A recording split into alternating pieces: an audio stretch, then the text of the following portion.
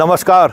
चुनावी चर्चा में आप सबों का स्वागत है। और आज हम चुनावी चर्चा में बिहार विधानसभा चुनाव के उस कह सकते हैं कि रणभूमि की करने जा रहे हैं, जिस रणभूमि में तमाम योद्धा अपने अपने तरकस के वो सारे तीर छोड़ते हुए आज दिखे, जिसके सहारे 2025 बिहार साधना चाहते हैं। जी हाँ, बाबर भी आए, अकबर भी आए, औरंगजेब भी आया, हिंदू भी आया, मुसलमान भी आया, ऑपरेशन सिंदूर भी आया, ट्रंप भी आ गए और आरक्षण भी आ गए, नौकरी भी आ गया। मतलब जिसके पास जो था सब कुछ लेके चुनावी मैदान में कूद पड़े। एक तरफ राहुल, दूसरी तरफ तेजस्वी, तीसरी तरफ सहनी, एक तरफ गुप्ता जी और इधर अमित शाह से लेके राजनाथ सिंह से लेके और योगी तक मैदान में उतर आए। लेकिन इस बीच एक बड़ी खबर है और वो खबर ये है, इस खबर को हम आप तक पहुंचाने चाहते हैं कि बिहार के चुनावी इतिहास में या किसी भी प्रदेश के चुनावी इतिहास में शायद ये पहली घटना होगी जब वहाँ के पुलिस फोर्स को चुनावी कार्य से बाहर कर दिया गया हो। इस चिट्ठी को ज़रा गौर से पढ़िए। ये बिहार के डीजीपी की तरफ से जारी हुआ है, जो इलेक्शन कमीशन के निर्देश के आलोक में ये पत्र जारी हुआ है। फर्स्ट फेज के जिन 121 विधानसभा क्षेत्र में चुनाव हो रहा है, उन सभी 121 विधानसभा क्षेत्रों में एक भी पोलिंग स्टेशन पर बिहार पुलिस के जवान नहीं रहेंगे। मतलब बिहार पुलिस को चुनावी कार्य से, चुनावी ड्यूटी से पूरी तौर पर बाहर कर दिया गया है। यह संयोग है या प्रयोग है? क्योंकि इतने बड़े स्तर पर, इतने बड़े पैमाने पर पारा मिलिट्री फोर्स का डिप्लॉयमेंट, मतलब या अन्य राज्यों से फोर्स का डिप्लॉयमेंट करके इस प्रदेश में जहां अब चुनाव के शांतिपूर्ण और निष्पक्ष होने को लेकर कोई संदेह नहीं रहा है। कभी अब लगभग पिछले 2005 के बाद से आप बिहार के चुनावी इतिहास को देखिए तो न बूथ लूट और ना ही चुनाव के दिन किसी तरह के हिंसा की कोई खबर आई है। ऐसे में इस तरीके का प्रयोग का मतलब क्या है? और पहली बार गुजरात पुलिस का भी डिप्लॉयमेंट हुआ है। अमूमन गुजरात पुलिस, देखिए ये भाषाई तौर पर गुजरात और बिहार में बहुत बड़ा फ़र्क है। अभी तक के चुनाव में बंगाल पुलिस, दिल्ली पुलिस के कुछ डिप्लॉयमेंट होता था, पंजाब पुलिस के भी कभी कभी।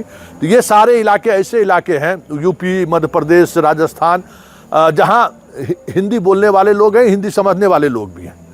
लेकिन गुजरात की पुलिस, जिन्हें हमें लगता है कि हिंदी समझने में सबसे ज़्यादा दिक्कतें होंगी।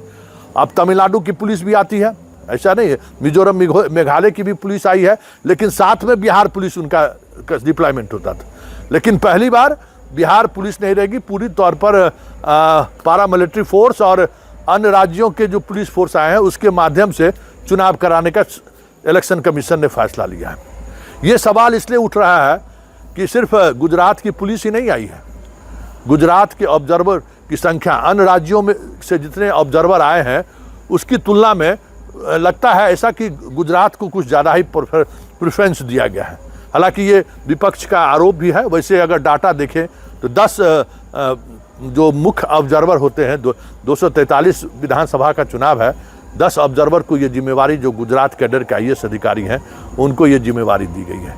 लेकिन ये सवाल तो उठ ही रहा है कि ये जो चीज़ें सामने आई हैं कि बिहार की पुलिस का इस्तेमाल नहीं होगा, इसका मतलब क्या है?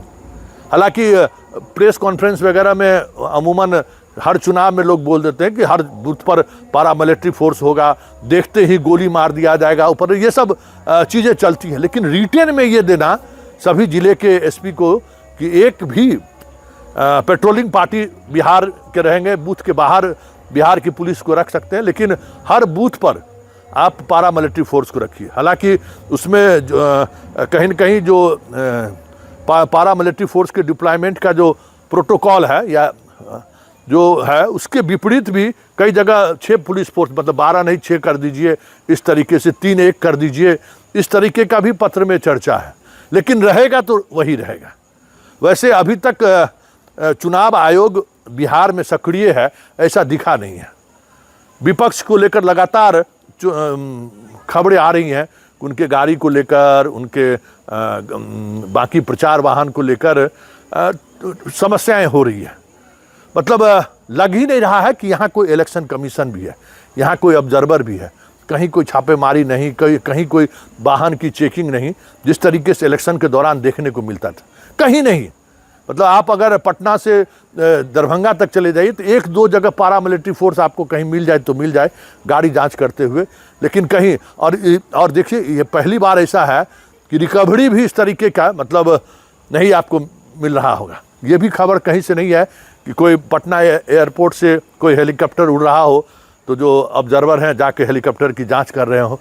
हर वर्ष कुछ न कुछ चुनाव में ये देखने को मिलता था, वो भी मीडिया को के अटेंशन में ये खबर भी नहीं आई है।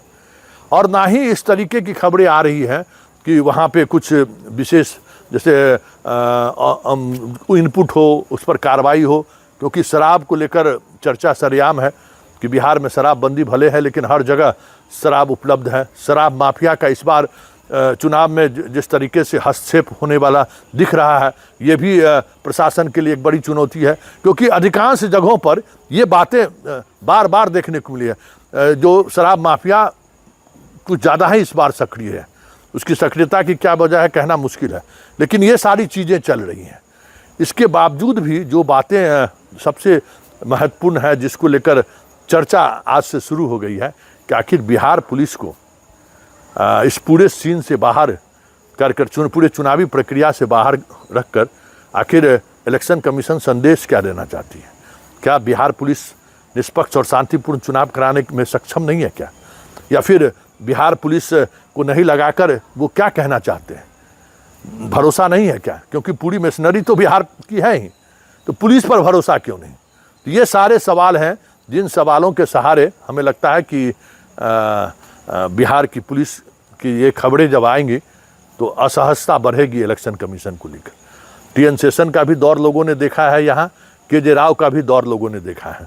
बिहार में कैसे चुनाव शांतिपूर्ण और निष्पक्ष हो सकता है, इसको लेकर जो पुलिस का डीजीपी स्तर पर, एडीजी स्तर पर जो कई चुनावों में देखने को मिला है, इसका अनुभव भी बिहार के लोगों को है।